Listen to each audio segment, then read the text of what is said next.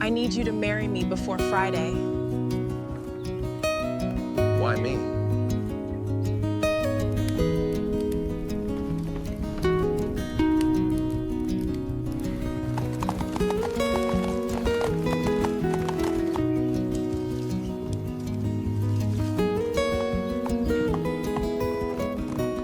I'll do it.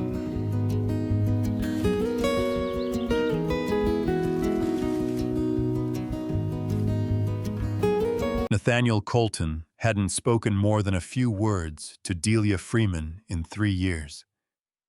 Then one cold autumn morning, the most admired widow in Cedar Bend rode to his ranch, looked him straight in the eyes, and said, "I need you to marry me before Friday." Nathaniel stared at her in stunned silence. He had no idea that one impossible request was about to change both of their lives forever. Delia Freeman was folding linens when the knock came, precise and unhurried, the knock of a man who had never once doubted he'd be let in. She set the linens down before she opened the door because Elias Redding was the kind of man who read hesitation as weakness, and she had learned 2 winters ago that she couldn't afford to hand him even that. He didn't step inside. He held the letter out, instead already unfolded, as though he wanted to watch her read it, standing in her own doorway, with the Colorado wind pulling at her skirt. The paper was heavy stock, the kind the land office used for filings that mattered.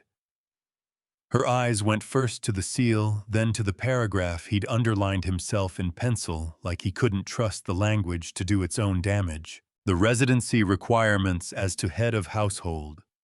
She read it twice.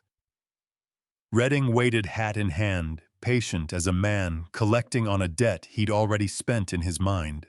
"My husband filed this claim in 1871, she said. "Proved it up for 6 years before he passed." 6 years and 11 months, Redding said.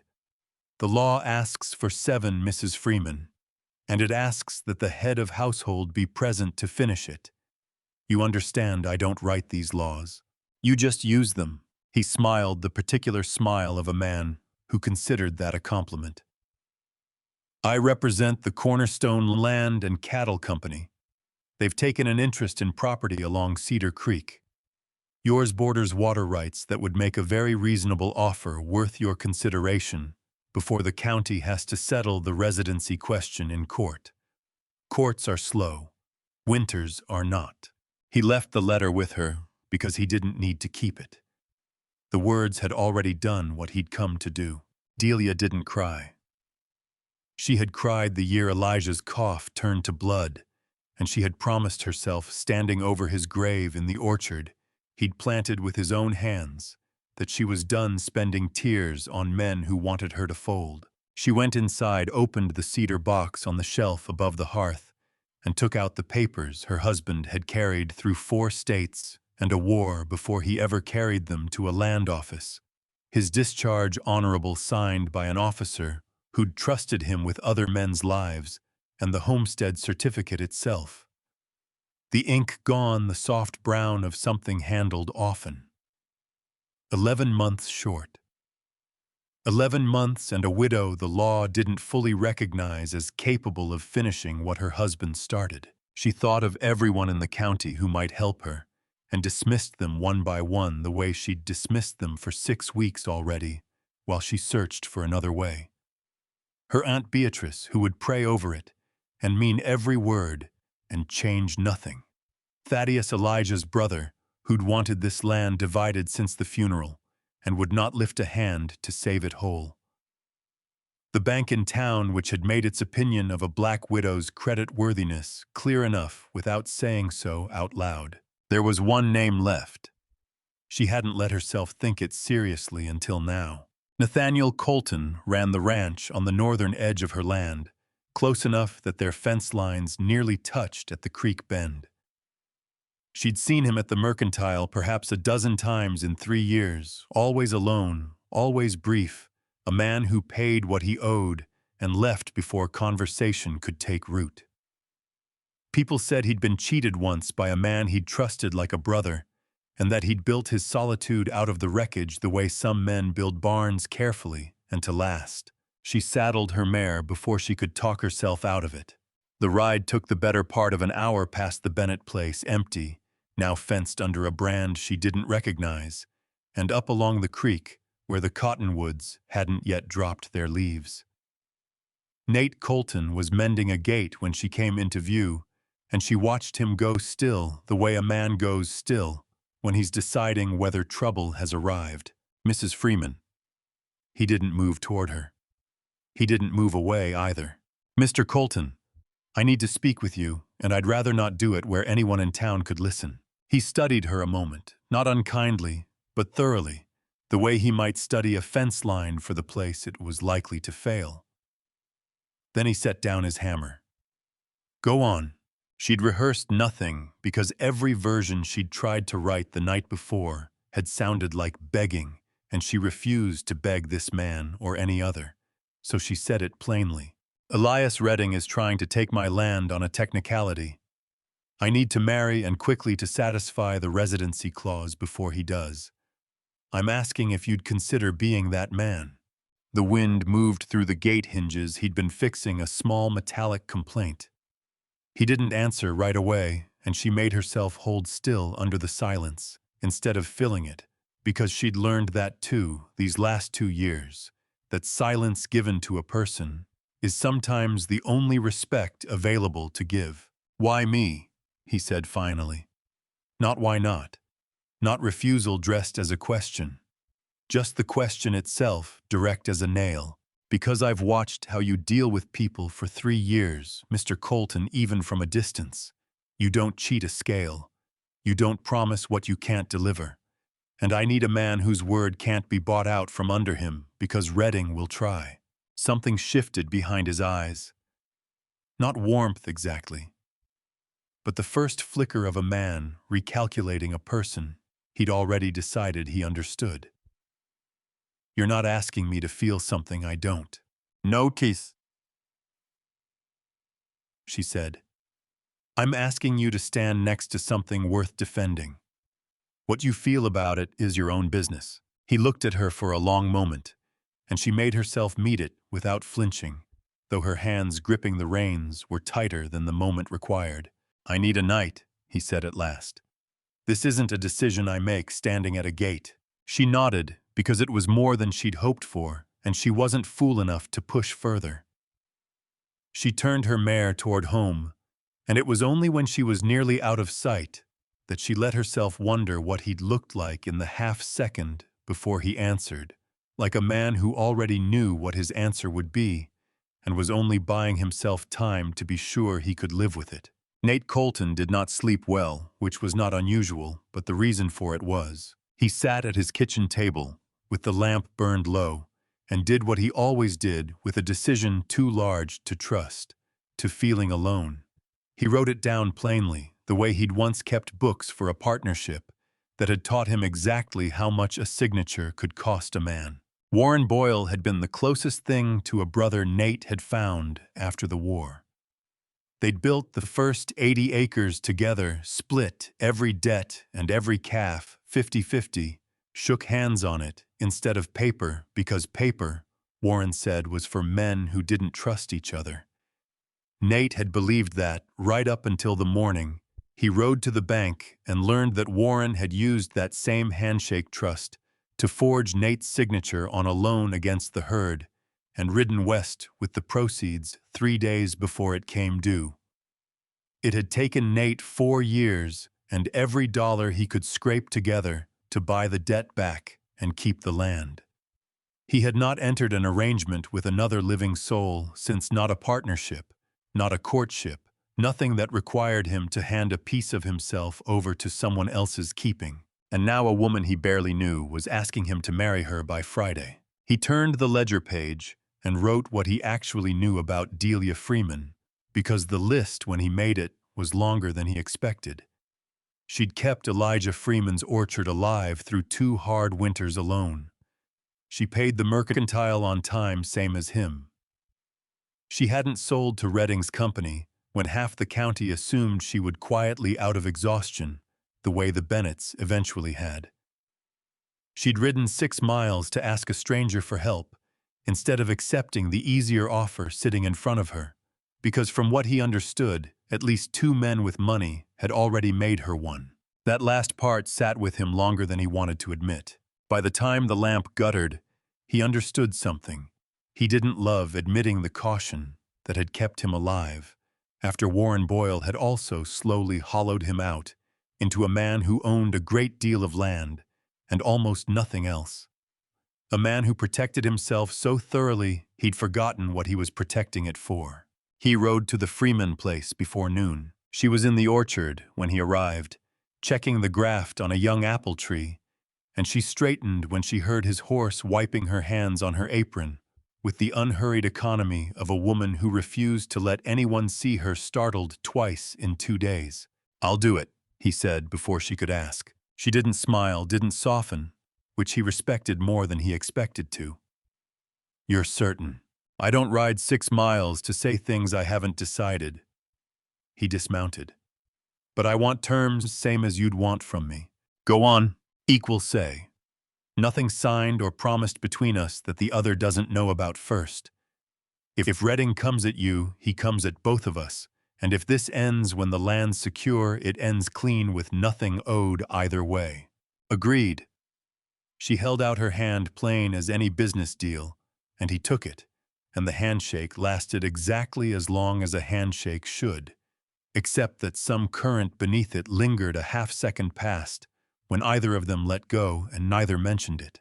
"There's a complication," she said, and told him the residency clause required the marriage recorded, and both names filed jointly within 5 weeks, or Redding's window, to contest closed on grounds that would take a court a year to sort out. 5 weeks. Not 5 months. 5 weeks to marry a man he'd spoken to twice in his life, and mean it enough that a judge, if it came to that, would believe them. 5 weeks, he repeated. "I know it's fast. It's not the speed that concerns me." He looked at her, and something in his face made her go still in a different way than she had at the gate the day before, not guarded, just listening.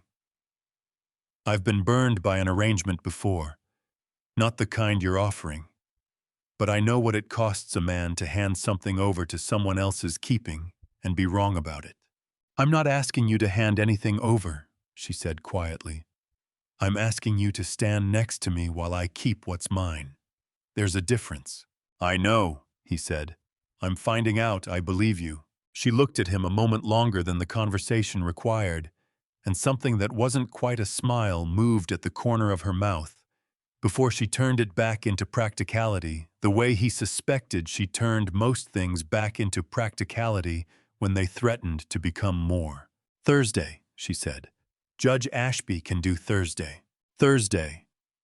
He agreed and rode home telling himself the tightness in his chest was only the arithmetic of risk, though even as he thought it, he knew it wasn't only that. Judge Corwin Ashby's chambers smelled of pipe smoke and old paper, and he married them in under 10 minutes with the brisk efficiency of a man who'd long since stopped attaching ceremony to the words he said for a living. Delia wore her good gray dress, not white.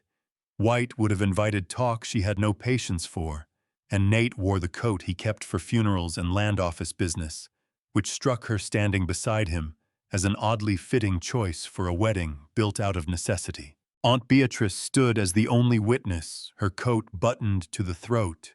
Against the October chill, her hands folded in the particular stillness of a woman determined not to let her worry show on her face. When the judge pronounced them married, she didn't smile so much as exhale like she'd been holding her breath since Redding's letter arrived. Outside on the courthouse steps, she took Nate's hand in both of hers, on a handshake, something warmer, and said, "You'll look after her." "I intend to," he said, and something in the plainness of it seemed to satisfy her more than a longer answer would have. They drove back to the Freeman place in Nate's wagon, the 7 miles passing mostly in the particular silence of 2 people who had just done something enormous and were now privately taking its measure. Halfway there, Delia said, "I've been sleeping in the front room since Elijah passed. I don't need you to give up anything for me. You're my wife now," Nate said, not sharply, just factually. "I've got a spare room at my place with a decent bed and a stove that draws well. There's no cause for you to keep sleeping in a front room in your own house when we're meant to be building this together." I didn't want to assume. "You're not assuming. I'm offering." He kept his eyes on the road. "Besides, Redding's men will be watching for any crack to use against us. Better we're actually living as one household, not performing it from two." She considered that, and found she couldn't argue with either the sense or the quiet decency underneath it. "All right," she said. "Thank you."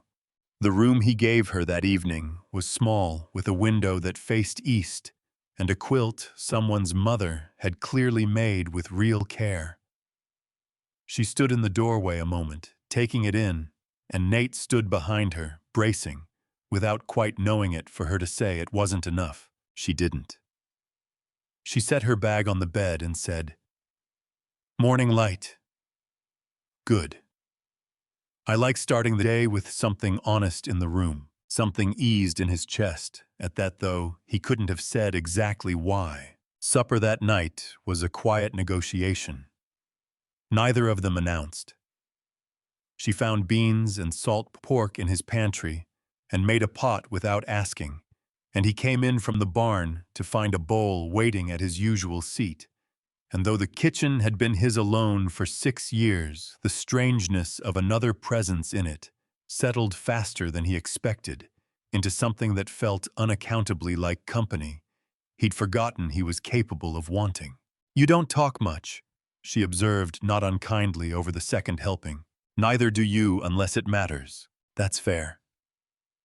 She almost smiled, the first genuine near smile he'd seen cross her face since the gate, and it vanished again before it could fully form. But he noticed it and filed it away in some quiet corner he wasn't yet ready to examine. 3 days later, word reached Redding. It came to Nate first, from Otis Pruitt at the Mercantile, who delivered gossip with the same careful neutrality he used for weighing flour. "Redding came through Tuesday," Otis said, setting a sack of nails on the counter he hadn't been asked to bring out. "Asked around about you. Whether you were a man who could be reasoned with. Whether you had debts anyone could lean on." "What did you tell him?" "Told him you paid on time and minded your business. Told him that's all I know for certain." Otis paused, weighing something. He didn't care for the answer. Man like that wants the blanks filled in for him. When they're not, it eats at him. "Good," Nate said, and meant it. Though riding home, he found himself thinking less about Redding's temper and more about the fact that a woman he'd known 8 days now had a stake in whatever came next, and that the eating at him feeling Otis described was for the first time in a long while mutual. She told him everything that evening, spreading Elijah's papers across the kitchen table under the lamp with the same careful order she used for her ledgers, because order was the only thing she had left to offer a problem this size. "It isn't only the residency clause," she said. "That's the tool. What he wants is the water. Cedar Creek runs through both our claims before it reaches the county road, and whoever holds the land where it bends holds leverage over every ranch downstream, including yours." Nate turned that over. "Cornerstone land and cattle. I found the filing buried in the county recorder's book. Redding doesn't own anything himself. He represents the company, and the company's ownership goes back through 2 other names before it reaches anyone real." She set her finger on the page. "My father-in-law used to say a man who hides his own name behind 3 others isn't hiding from the law. He's hiding from what he'd have to admit if he used it." "How long have you known the full shape of it?" 6 weeks. I kept thinking I'd find another way before I had to ask anyone for help." She said it evenly, but something beneath the words cost her to say, and he heard it. "You don't have to apologize for taking 6 weeks to ride to a stranger's gate," he said. Most people wouldn't have come at all. They'd have sold and told themselves it was sensible. I nearly did, she admitted, quieter than before. The night I found the filing, I sat at this table and wrote out what selling would mean: enough money to leave the territory, start somewhere nobody knew Elijah's name or mine. I tore it up before morning. She looked at the papers instead of at him. I couldn't do it. Not because the money wasn't real. Because he built this with his hands after 4 years of war convinced him he might not get to build anything at all. Selling it to the man who timed his death like a business opportunity felt like agreeing with him that it never mattered. Nate was quiet for a moment, turning that over, the way he turned over everything slowly and completely before he spoke again. "We need a lawyer," he said. "Someone in Denver who's fought outfits like Cornerstone before. I have a name. Franklin Osgood. He beat a mining syndicate out of a claim 2 counties over last year." She hesitated. "He isn't cheap." "How much?" She told him the figure, and watched him do the same silent arithmetic she'd already done twice that week. "I have savings," he said. "Nate, we're married." His voice was even, not performing anything. "Whatever this costs, it's not yours to carry alone anymore. That's not charity. It's the whole point of what we agreed to." She looked at him for a long moment, and he could see her wanting to argue on principle, wanting to protect the careful independence she'd built her sense of herself around these last 2 years. The same independence he suspected that had kept her upright through a husband's death and a county's doubt. He understood the impulse better than she knew. He'd built the same wall for the same reasons, stone by careful stone, after Warren Boyle taught him what it cost to lean on someone. But a wall, he was starting to remember, only kept a man safe. It had never once kept him warm. "All right," she said finally. "We write to Osgood together." They sat at the table past midnight, composing the letter, and somewhere in the second hour, without either of them remarking on it, their shoulders had come to rest, nearly touching over the shared page close enough that when she reached for the inkwell, her hand brushed his, and neither of them pulled away as quickly as either would have a week before. Outside, the first hard frost of the season settled over the orchard, silvering the branches Elijah had planted, and inside, 2 people who had married for a piece of paper found themselves quietly and without ceremony beginning to build something neither of them had asked for, and both of them, if pressed, would have admitted they no longer wanted to lose. Franklin Osgood arrived on the Thursday stage, looking nothing like the lawyer Delia had pictured, a thin, weathered man in his 50s, with a coat that had been good once, and a case held together with a mended strap, who shook her hand once firmly and said, "I've read what you sent. I have questions," before he'd so much as sat down. He asked them for 2 hours, working through Elijah's homestead file and Redding's contest with the patience of a man taking apart a watch to find which gear had been filed down on purpose. He asked Delia things she had answers to and things she didn't, and when she didn't, he wrote in his notebook without comment and moved to the next question. "Your husband died when," he asked. "January, 2 years passed. And Redding's contest was filed March, same year." Osgood's pen stopped. 2 months after. "Yes, Mrs. Freeman. In my experience, a company doesn't move that precisely by accident. Someone knew your husband was failing before the rest of the county did, and positioned the filing to land the moment grief would keep you from noticing the clock had started." He looked up. "Did anyone visit in his last months who had no obvious reason to?" The room went quiet. Delia's hand resting on the table closed slowly around nothing. "There was a man," she said finally, "claimed to be surveying the creek boundary for the county. Elijah spoke with him twice. I didn't think much of it. I was tending a dying man, not watching for wolves." "No one would have," Osgood said, gentler than his questions had been so far. "But it tells us this wasn't opportunism. It was planned before he passed. That changes how a judge hears it." Nate, who had mostly listened, felt something harden in his chest that had nothing to do with land at all. After Osgood left for his lodgings that evening, promising to return in the morning, with a plan, Delia sat at the table for a long while without moving, and Nate didn't press her, only banked the fire and waited because he'd learned in 3 short weeks that she talked when she was ready and not a moment before. He knew, she said eventually. Redding or whoever sent that surveyor. He knew Elijah was dying before I'd let myself believe it. You don't have to carry that alone tonight, Nate said. She looked at him, and something in her face, not the composed steadiness she wore like a second skin, but the fatigue underneath it showed itself more plainly than it had since the day she rode to his gate. I never told anyone what those last months were like. Not Beatrice. Not the Reverend. I managed the whole of the illness the way I manage everything quietly, so no one would have to carry it with me. Tell me now, he said.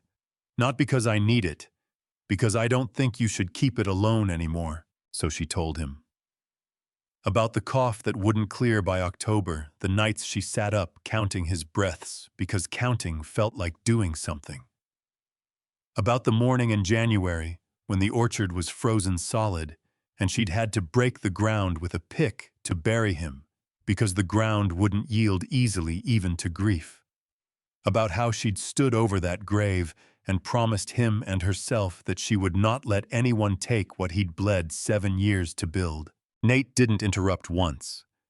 When she finished, he reached across the table, not dramatically, just a hand set over hers, steady and unhurried, and said, "He'd be proud of what you've held on to. I only met the man through his papers, but I know that much." She didn't pull her hand away. For the first time since the wedding, something in her posture loosened just slightly, the way a fence post settles once it's finally been set true. "Thank you," she said quietly, "for not filling that with something easier." "I'm not much good at easier," he said, and the corner of her mouth moved, not quite a smile, but close enough that he counted it as one. Osgood returned the next morning with a plan that reframed everything. "If Redding did this to you," he said, "the pattern likely isn't new. Find me other families who lost land the same way, and this stops being a woman fighting a technicality. It becomes a company answering for a scheme." Delia thought of the Bennett place fenced now under a brand she didn't recognize, and felt the shape of the fight widen beneath her feet. Willa Bennett lived now in a rented room above the Cedar Bend dressmaker's shop, having sold her family's herd 2 winters back to cover what the sale of her land hadn't. She answered Delia's knock with the wary courtesy of a woman who had learned the hard way which visitors cost her something and which didn't. "Mrs. Freeman."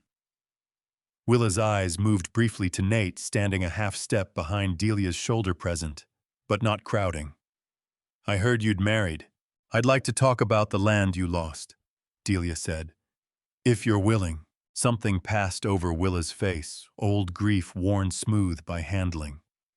"Come in then. I've been waiting 2 years for someone to ask me that properly." Her room was small, but kept with care, and she made them sit while she told it plainly, without performance. The way people tell the truths they've stopped expecting anyone to believe. A residency clause. A filing that arrived within weeks of her husband's accident. A company called Cornerstone that never once appeared under its own name until the deed transferred. "The brand on our old fence posts changed within a month of the sale," Willa said. "Cornerstone's mark burned right over where our own used to be. I drove past it once after. Couldn't make myself do it twice." "Would you tell this to a lawyer?" Nate asked. "Formally, signed." Willa was quiet a moment, turning her cup in her hands. "If I do and it changes nothing, Redding will know I talked. He already doesn't care for me."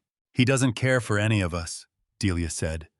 "That's not going to shift either way." Willa looked between them at Delia's steadiness, at the quiet way Nate had positioned himself near the door, without making it feel like guarding, and something in her decided. "There was another family," she said. "The Okafors north of the county line.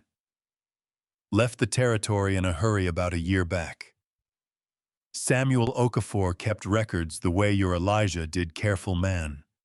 If Redding's methods are a pattern, Samuel would have seen the same shape before he ever left. Do you know where they went? Kansas, last I heard. I don't have an address. But there's a freight man, Otis Pruitt's cousin, hauls goods that way twice a season. He might know how to find them. They left with more than they'd come for, and on the ride home in the low gold light of a Colorado afternoon going toward winter, Delia found herself watching the easy, unspoken way Nate had worked beside her all morning, passing her the right document before she'd finished asking for it, staying near enough to matter without ever once speaking over her. "You're good at this," she said, standing next to someone without taking the reins. "Took me a while to learn," he admitted. "After Warren, I went the other direction for a long time, decided the only safe way through anything was alone. Watching you today, I keep thinking that's not strength, so much as it's just a different kind of hiding. That's a hard thing to say about yourself. Easier to say it than to keep doing it." He glanced at her. "You've been doing the same thing, I think, longer than me." She didn't answer right away, because he wasn't wrong, and there was something unsettling about being read that clearly by a man she'd known 5 weeks. "I rode to your gate because I ran out of ways to do this alone," she said finally. "I didn't expect it to feel like anything but strategy. And now," the questions sat between them, honest and a little dangerous, and she found she didn't have a tidy answer ready, which was itself an answer of a kind.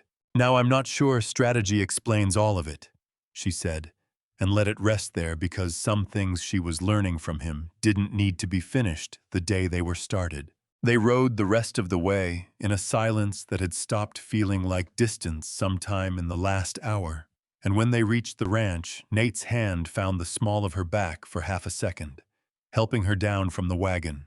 Brief, practical, and entirely unnecessary, and neither of them mentioned that either. Thaddeus Freeman arrived on a Tuesday, wearing his good coat and the particular expression of a man who believes he's doing someone a kindness he hasn't been asked for. How was Elijah's younger brother by 4 years, had farmed leased ground south of the county line since the war, and had never quite forgiven his brother for leaving the homestead to Delia outright rather than splitting it between them. He'd never said so plainly. He hadn't needed to. It came off him the way heat comes off a stove. "Redding came to see me," he said, standing in the kitchen doorway, without being invited past it. "Told me this marriage of yours is a legal trick. Said if I cared about Elijah's name, I ought to say so publicly that he wouldn't have wanted his memory used to shield a scheme." "Elijah's memory is not being used for anything," Delia said, "except keeping the ground he's buried under out of a stranger's hands. You married a man you'd spoken to twice. I married a man who's shown me more honesty in 5 weeks than half this county's shown me in 5 years." She kept her voice level, though something in her chest had gone tight and hot. "You're welcome to think what you like about the marriage, Thaddeus. You are not welcome to help a land agent take what your brother bled for." Thaddeus's jaw worked. "I loved him too." "Then prove it by not being the crack Redding needs." He left without another word, and Delia stood in the kitchen for a long moment after the door closed. Her hands not quite steady, though she'd kept her voice from showing it the entire time. Nate found her there, an hour later, still standing near the window, Elijah's old cavalry pocket watch, the one Thaddeus had asked after twice, already believing it should have passed to him, turning slowly in her fingers. "He wanted the watch," she said before Nate could ask. "Came all this way dressed in his good coat, and what he really wanted underneath the talk of Elijah's name was the watch." "Grief does strange arithmetic in people," Nate said. "Doesn't make it easier to stand across a kitchen from." "I told him I wouldn't apologize for the marriage." She set the watch down finally on the table between them. "I meant it, but it cost more than I let him see. You don't have to let me see it either if you'd rather not. I know." She looked at him, and something in her face loosened the way it had the night she told him about Elijah's final months. The composure lowering itself deliberately in front of the one person she'd apparently decided could be trusted with what was underneath it. "I'd rather you did, though. It's a strange thing to say to a man I married for paperwork. Strange things get less strange the longer you sit with them," Nate said, and stepped closer, not to close the distance completely, just enough that when he put a hand briefly on her shoulder, she could lean into it if she wanted to. She did just slightly, just for a moment the first time. Either of them had allowed themselves that much, and then she straightened, because there was still a letter to answer, and a fight still ahead of them. And neither of them was the kind of person who let comfort linger past what the moment could hold. "Thank you," she said, "for not telling me it wasn't a big thing. It was Elijah's brother choosing a stranger's money over his own blood," Nate said. "That's about as big a thing as a kitchen can hold." That evening, Osgood's letter arrived, and it stripped whatever warmth remained from the day Redding's lawyers had filed to accelerate the residency contest, cutting the window from 5 weeks to 12 days on grounds. Osgood called in writing, "A transparent attempt to outrun the very defense the law entitles her to raise." Nate read it twice, then said it in front of Delia. 12 days. She read it once, her jaw tightening the way his had that afternoon with Thaddeus. "He's frightened of something. Men like Redding don't rush unless the ground under them is starting to shift. Then we make sure it keeps shifting," Nate said, and reached for the writing paper because there was a letter to send to Osgood. And beneath the table, without either of them remarking on it, her foot had come to rest lightly against his steady, the way two people brace against a wind neither of them can stop together instead of alone. They left for Denver on a Tuesday morning, cold enough to see their breath, the 12-day window Redding had forced on them narrowing with every mile the stage covered east. Osgood met them that evening in a borrowed office that smelled of dust and lamp oil, and he did not waste time on comfort. "Redding's lawyers will try to paint this marriage as a legal fiction," he said. "A convenient arrangement disguised as a union timed to outrun a debt, or in your case, a deadline. They'll ask when you met how quickly you married, whether either of you loved the other beforehand. I want you prepared for that, because a judge who's heard every performed story in the territory will see through anything rehearsed inside 5 minutes." "We haven't rehearsed anything," Nate said. "Then tell me what's true," Osgood said. "Not what you want it to sound like. What your days actually look like." Nate went first, plain as always. The shared suppers, the evenings working the ledgers side by side. The morning she'd caught him mending the same gate 3 times because he kept finding reasons to be near the house instead of the far pasture. The way she made coffee before he asked for it, because she'd noticed within a week that he worked better with it in hand. Then Delia spoke quieter, more measured, offering each detail, like something she'd normally have kept private. How he'd listened without once interrupting the night she told him about Elijah's last months. How he'd put a hand on her shoulder after Thaddeus left and let her decide whether to lean into it. How somewhere in 5 weeks she'd stopped counting the days until the arrangement could end and started noticing instead how much of her day she spent listening for his boots on the porch. Osgood set his pen down. "That's real. Lead with that plainly the way you just told it to me. You have nothing to hide, which is a stronger position than either of you seems to understand." That night, in the small dining room of the boarding house where Osgood had arranged their rooms, they ate a meal neither of them tasted much and talked eventually about things that had nothing to do with the hearing. "When this is over," Delia said, turning her cup slowly, "whatever happens tomorrow, what do you want?" Nate understood what she was really asking and took a moment before he answered, because she deserved more than a quick reply. "I spent 6 years after Warren Boyle deciding the safest life was the one where I needed nothing from anyone," he said. "I got good at it. Good enough that I stopped noticing what it cost me until you rode up to my gate, and I realized I hadn't had a real conversation with another person in longer than I wanted to admit." He looked at her. "I don't want to go back to that. Whatever this is between us, arrangement, or something more, I'd rather have it than the quiet I built instead. I didn't plan for this, she said. I had every angle worked out before I wrote to you what I needed, what I'd offer, how it would end cleanly if it had to.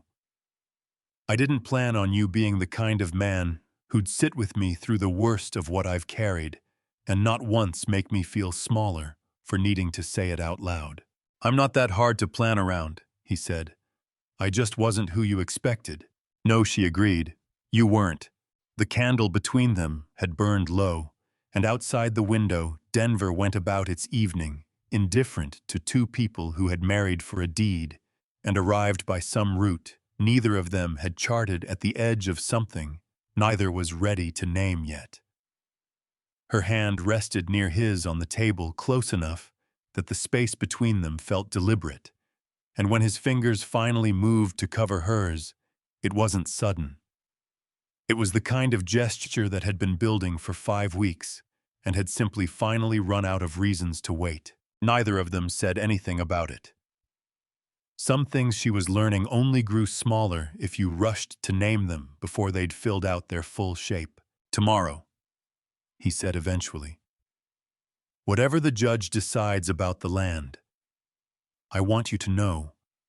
No, I'd have said yes at that gate, even without the water rights, if you'd only asked me to stand beside you. She looked at him a long moment, and something in her chest guarded since the January she'd broken frozen ground, with a pick eased just slightly, like a fence post finally settling true.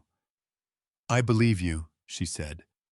That's new for me, believing a thing like that so easily. Then we've both learned something these 5 weeks, he said, and they sat a while longer, hands together on the table, saying nothing else because the hearing would come with the morning and tonight. For once, neither of them wanted to spend on anything but this. The Arapahoe County courtroom smelled of old wood and ink, and Judge Corwin Ashby looked at the room over his spectacles with the patience of a man who required proof before he formed an opinion of anyone. Redding was already seated with 2 lawyers when Delia and Nate arrived, and he did not look at Delia when she came in, only at Nate briefly, with the appraising look of a man taking a measure he expected to win. You rode 6 miles through October cold to ask a stranger to marry you, Nate murmured, leaning close as they took their seats. This is nothing. Her shoulders eased just slightly, and she didn't answer, but her hand found his under the table and stayed. Redding's lawyers opened with the timeline laid out clean and damning: a widow facing a legal deadline, a marriage inside of 5 weeks, a man with no prior connection to her beyond adjoining fence lines. They used the word convenient often enough that Osgood, rising to answer, opened not with the marriage at all, but with the residency clause itself, walking Judge Ashby through the language. The timing of Elijah's death against the filing. The suspicious precision of a company that moved, Osgood said, like a man who has done this before and learned exactly how much time grief buys him. Then he called Willa Bennett, who described the surveyor who'd never surveyed anything, the filing that arrived weeks after her own husband's accident. The Cornerstone brand burned over what used to be her family's fence. Then he entered by written declaration, the account of Samuel Okafor found at last, through Otis Pruitt's cousin, now settled in Kansas, whose sworn statement described the identical mechanism used against his own homestead 2 years prior, and a visit before his departure from a man he could not name, but described in enough detail that it matched Redding's own clerk. Redding's lawyers objected to relevance. Judge Ashby looked at them over his spectacles and said, "I'll determine what's relevant. Continue." Then Osgood produced the deed. A single page obtained from the Territorial Land Office tracing the Bennett property's transfer to Cornerstone Land and Cattle Company, and beneath it, the company's own registration papers filed in Denver 2 years prior, listing its sole authorized agent as Elias Redding. The room shifted. Not loudly, no one stood, no one shouted, but Delia felt it, the way she'd feel a change in weather. And beside her, Redding's composure, for the first time in the whole proceeding, cracked into something tighter and more calculating. Nate was called next. He answered plainly, the way he answered everything, describing the gate, the terms they'd set the 5 weeks since. When Redding's lawyer asked whether he'd been in love with Delia Freeman when he married her, the room went quiet enough to hear the stove ticking in the corner. "No," Nate said. "I wasn't. I was deciding whether I could trust her, and I decided I could. What I have now is different, and if you're asking me to pretend I walked into this with feelings I hadn't earned yet, I won't, because we came here to tell the truth, and that's what I'm doing." Judge Ashby made a note and did not look up. Delia testified after him, describing the letter, the ride, the terms she'd proposed with the same unadorned clarity she'd used with Osgood the night before. When asked whether she'd married for protection, she said yes, and then said that protection wasn't what she'd received. What she'd received was a partner, and she explained the difference in 2 sentences plain enough that even Judge Ashby's pen paused. The court recessed for 40 minutes. When it reconvened, Ashby addressed 3 matters in order. The marriage, which he found valid, entered quickly, but honestly, with no evidence of legal fiction. The residency contest, which he suspended, finding the accelerated filing an improper use of the clause, given the documented pattern of similar timing across at least 3 properties. And finally, a referral. The court would forward its findings to the Territorial Land Office and the U.S. Attorney for investigation into Cornerstone Land and Cattle Company's dealings across the county. "This court is adjourned," he said, and stood, and the room stood with him. And it was over, not entirely, not the way a single afternoon can undo 2 years of loss for the Bennetts or the Okafors, but enough. The land was safe. The marriage stood. The pattern was at last on the record.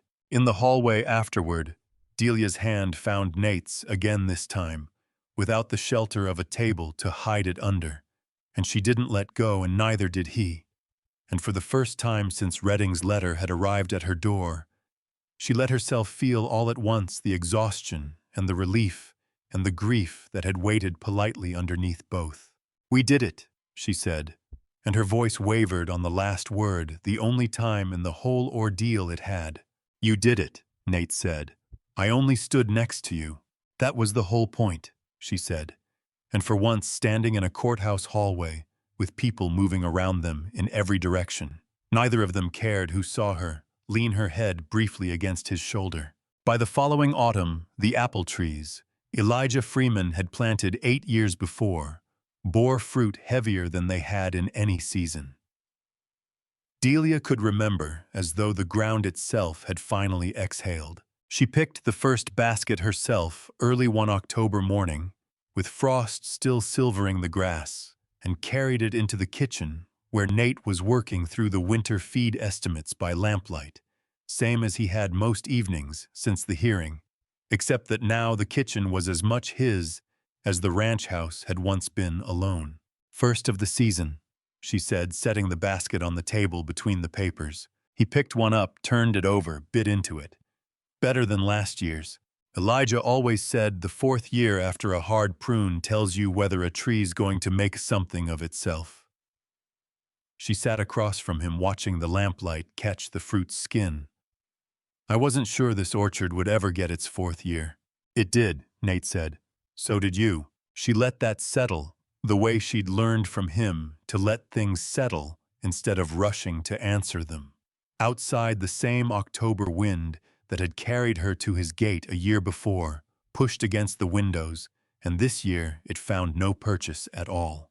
"Cornerstone's charter was revoked in August," she said. "Osgood wrote the investigation found on 5 other families besides Willa and the Okafors. The Territorial Land Office is opening review on every claim the company touched. Redding, barred from representing filings in the territory for at least 3 years. Not prison. Osgood says men like that rarely see the inside of one, whatever the evidence shows." She turned an apple slowly in her hand. "It's not everything. But it's on the record now, all of it, where nobody can pretend it didn't happen." "That's not nothing," Nate said. "That's most of what people like the Bennetts ever get." They sat a while, in the kind of silence that had stopped months ago, feeling like anything but comfortable. And then Nate set down his pen in a way that told her he had something he'd been carrying towards saying. "There's something about Warren Boyle I never told you in full," he said. "I told you he forged my signature. I didn't tell you what it did to me after, not the money, the trust. I spent 6 years deciding the safest thing a man could do was need nothing from anyone, because needing was how Warren had gotten close enough to hurt me in the first place." He looked at her steadily. "I married you thinking I was doing something practical, same as you. I didn't expect that standing beside you through Reading, through your grief, through Thaddeus at the door, I didn't expect any of that would be the thing that finally taught me the difference between protecting myself and just going empty. And now I'm not empty," he said. "Not because you fixed something in me you didn't, and I don't think that was ever your job. Because you were real the whole way through, and being married to someone real turned out to be the thing that mattered more than the deed, more than the water rights, more than any of the reasons I told myself I said yes at that gate." Delia looked at him a long moment. The lamp between them, the orchard's first fruit of the year sitting in its basket, like a small, deliberate proof of everything that had survived. "I came to your gate with a plan," she said finally. "Every angle worked out what I needed, what I'd offer, how cleanly it would end if it had to. I didn't plan on you." She reached across and took his hand, the way she had in the courthouse hallway, except there was no crowd now to explain it away as relief. "Elijah built this place believing a man could plant something and trust it would still be growing long after he wasn't there to tend it. I used to think keeping the land was the only way to prove he was right. I understand now it was never only the land. It was learning I could let someone stand close enough to matter and not lose anything of what came before him for it." "He'd have liked knowing that," Nate said. "From what I've read of the man in his own papers, he strikes me as someone who'd have wanted exactly that for you." "He would have liked you," she said. "He respected men who said what they meant and didn't say more than they meant. High praise from a woman as careful with her words as you are. Don't let it go to your head." But she was smiling now, fully unguarded, the kind of smile he'd watched her hold back and pull in for the better part of a year, finally allowed to finish forming. He reached up and touched her face lightly, giving her every chance to turn away if she wanted to, and she didn't. When he kissed her, it was unhurried, the kind of thing that had been building through 5 weeks of practical arrangement and 11 months of a shared life, since earned one quiet, honest day at a time, rather than declared all at once. And when it ended, she rested her forehead against his for a moment, and neither of them said anything, because some things she had learned from him this past year only grew smaller if you rushed to name them. Outside, the wind moved through the orchard Elijah had planted, and the trees, heavy with fruit, held steady against it. It was not a story about rescue. It was a story about two people who had each learned in their own separate griefs to survive on very little, and who discovered once circumstance placed them side by side, that choosing to trust someone was never the weakness either of them had been taught to fear. It was only ever strength, the ordinary kind, the kind that doesn't announce itself until you look back and see plainly everything it built. That's the story of Delia Freeman and Nathaniel Colton, two people who married for a piece of land and found, somewhere along the way, that the land was never really what they were fighting to keep. What they built instead was just rebuilt slowly by two people who both learned the hard way not to hand it out cheaply, and that in the end turned out to be worth every difficult mile of the road that got them there. I'd love to know where in the world are you watching from tonight. Drop your city and country in the comments below. I read every single one, and it means more than to see how far these stories travel. If this one found you, hit that like button and subscribe you so you don't miss the next story. There's another one coming soon, and I think you're going to want to be here for it. Thank you for staying with me until the end. I'll see you in the next one.